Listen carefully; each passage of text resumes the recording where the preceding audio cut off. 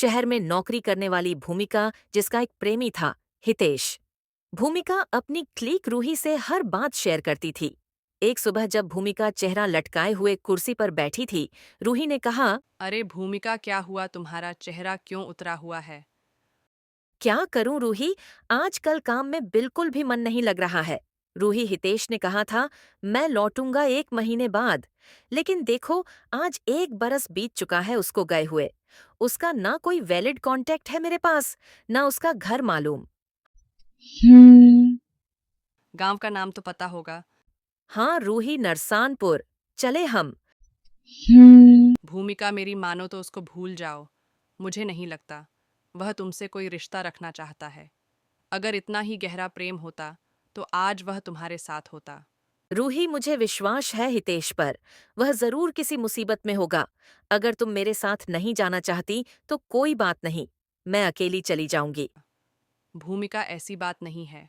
अगर तुम्हें इतना ही इतबार है हितेश पर तो हम शनिवार को उसके गांव चलते हैं। भूमिका रूही के गले लग जाती है। मुझे पता था तुम मेरा साथ दोगी। चलो अब काम शुरू करते हैं, बॉस आने वाला है। शनिवार की सुबह थी। सूरज हल्के हल्के बादलों की ओट से झांक रहा था। भूमिका और रूही दोनों एक बस में बैठी थीं, जो नरसानपुर गांव की ओर जा रही थी। सफर लंबा था, लेकिन भूमिका की आंखों में बस हितेश की एक झलक देखने की बेचैनी थी। रूही, अगर वो मुझे देखेगा तो क्या पहचान पाएगा? पहचान तो तुम दोनों की रूह में बसी है भूमिका।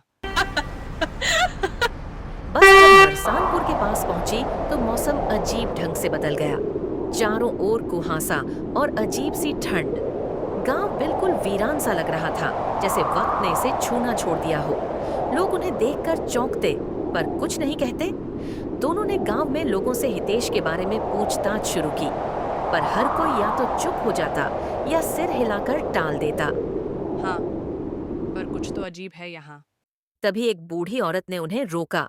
बूढ़ी औरत ने इधर-उधर देखा और उन्हें पास के मंदिर के पीछे वाले एक पुराने घर की ओर इशारा किया। तुम लोग हितेश को ढूंढ रही हो? जी दादी, आप जानती हैं उसे? वो लड़का अच्छा था, मगर 1 साल पहले जो हुआ, उसके बाद किसी ने उसका नाम तक नहीं लिया। कौन सी रात? वही था उसका कमरा, पर उस रात के बाद से सब कुछ बदल गया। एक रात वो अचानक गायब हो गया, और उसी रात से उस घर से अजीब अजीब आवाजें आती हैं।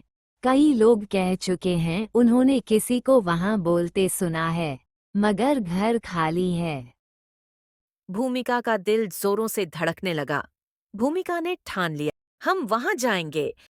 ठीक है, मगर हमें सावधानी से चलना होगा। रात को दोनों उस पुराने घर में पहुंचती हैं। दरवाजा भयानक आवाज में खुलता है। अंदर चारों ओर धूल और जाले। अचानक एक कमरा दिखता है, जिसमें हितेश की एक पुरानी जैकेट टंगी है। भूमिका की आंखों में आंसू आ जाते हैं। वह धीरे से कहती है, हितेश। भूमिका। तुमने सुना? वो हितेश की आवाज थी। भूमिका, ये देखो, किसी की डायरी है।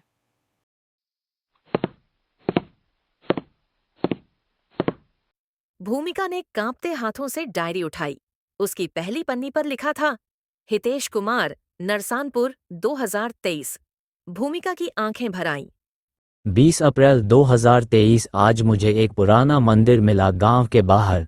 वहां एक पंडित मिला जिसने मुझे चेताया कि मैं वहां बार बार न जाऊं, पर मैं रुका नहीं। मुझे वहां की हवा में कुछ खिंचाव सा लगता है, जैसे कोई मुझे खींच रहा हो, कोई जिसे मेरी ज़रूरत है। 25 अप्रैल 2023 उस मंदिर में आज मैंने एक आवाज़ सुनी। वो एक लड़की की थी, मगर वहां कोई नहीं था। गांव वाले डरते हैं उस जगह से, कहते हैं वहां एक आत्मा है जो अपने प्रेमी की राह देख रही है। क्या मैं उसे महसूस कर रहा हूँ? 1 मई 2023 मैं अब ठीक से सो नहीं पाता। वो आवाज़ें अब मेरे कमरे में भी आने लगी हैं। मैंने भूमिका को चिट्ठी लिखी है लेकिन पोस्ट नहीं कर पाया। क्या मैं उसे खतरे में डाल दूंगा? नहीं, मुझे दूर रहना होगा। 10 मई 2023 मैं जानता हूँ अब मेरे पास वक्त नहीं है। वो आत्मा अब हर रात मेरे पास आती है। वो मुझे अपना मान चुकी है। मैं भाग नहीं सकता। भूमिका, अगर तू ये डायरी कभी पढ़े तो जान ले, मैंने तुझसे सच्चा प्रेम किया था, लेकिन मैं तुझे खोना नहीं चाहता था, इसलिए खुद को खो देना मंजूर किया। अब मैं जा रहा हूँ, उस आत्मा के साथ, हमेशा के लिए। हितेश। ये पढ़ते ही भूमिका की सांस जैसे थम गई। उसके हाथों से डायरी गिर गई और वो फफक कर रो पड़ी। भूमिका, वह चला गया, लेकिन उसने तुझे बचाया। उसकी मोहब्बत सच्ची थी, पर किस्मत नहीं। भूमिका और रूही वापस शहर लौट आई।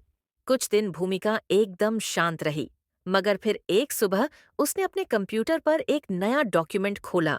शीर्षक था, एक प्रेमी जो आत्मा से टकरा गया। वो अब हितेश की कहानी एक किताब बना रही थी, ताकि उसकी मोहब्बत अमर हो जाए।